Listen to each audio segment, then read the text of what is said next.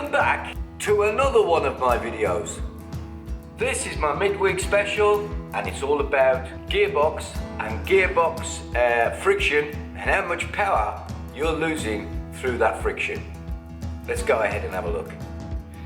Right, the first comparison we're going to make is we're going to see what the mass is or the weight of the gearbox between an Italian Li 150 gearbox and a CYCLONE 5.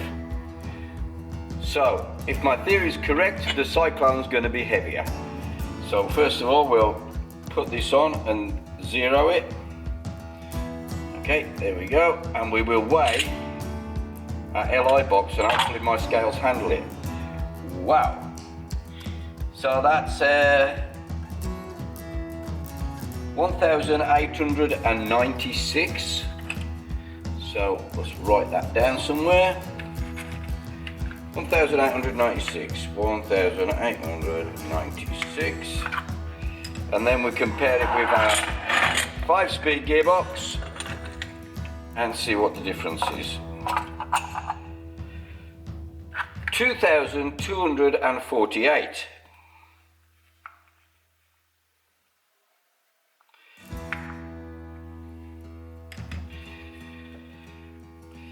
So first of all, that is your first loss on a 5-speed, is you're having to turn a heavier gearbox, and therefore that's creating more drag and more power loss on your engine. Just a quick congratulations to the London Lambretta Club for coming first in their group and second overall at the Wilton 6-hour endurance race. Right, Lambretta gearboxes are constantly meshed.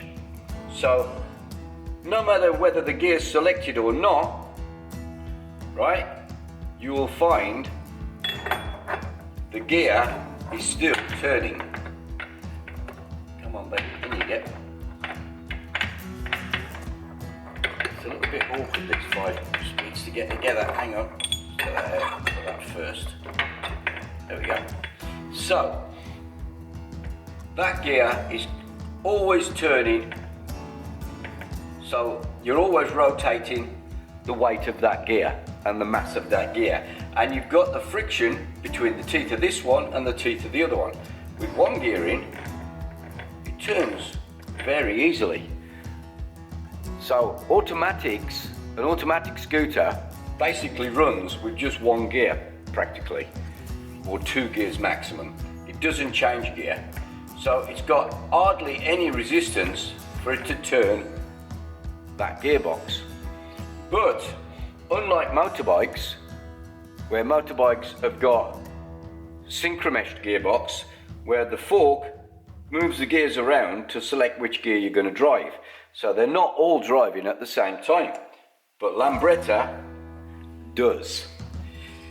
So let's get the next gear in.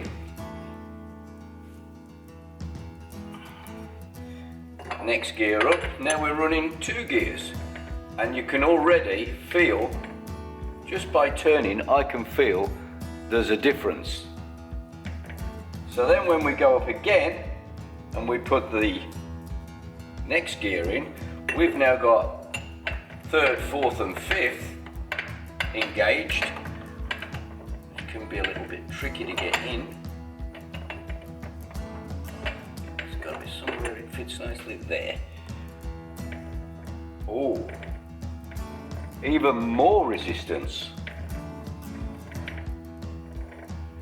Now, as your revs build up in your engine, when you're trying to turn that at 10,000 RPM, okay, the amount of friction and drag increases almost like wind resistance. To get an extra 10 mile an hour over 100, you need lots more brake horsepower. So therefore, between 9,000 and 10,000, you need a lot more brake horsepower loss to turn these gears. So then we'll go up another one. So look towards kickstart. Now we've got 4 gears. Hang on, we better select neutral so it spins. Come on. There we go.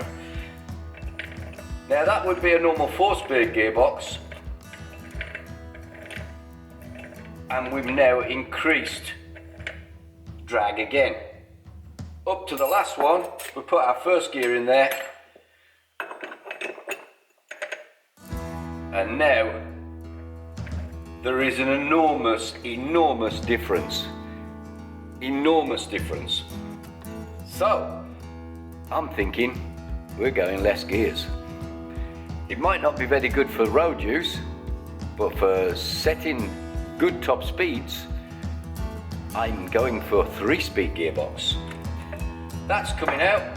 If I'm going to get rid of first, I'm also going to get rid of second as well, because I reckon I can pull away in 3rd gear slipping the clutch, and I'm only going to use 3 gears at my 5-speed box, which is reducing massively the drag on the gearbox. So therefore, I can attain the same top speed with less brake horsepower.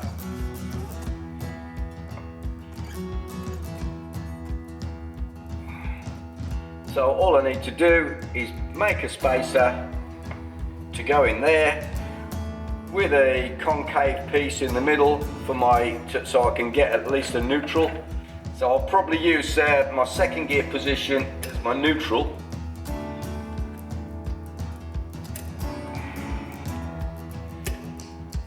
That'll be my neutral, and then by selecting the 1st gear I'll be selecting 3rd. So that is my plan. Just to run this, I'm going to build the engine first of all with all the gearbox in there, just so it's at ease of starting and setting up the carburation and all that, so I've got a kickstart and I can actually start the bike.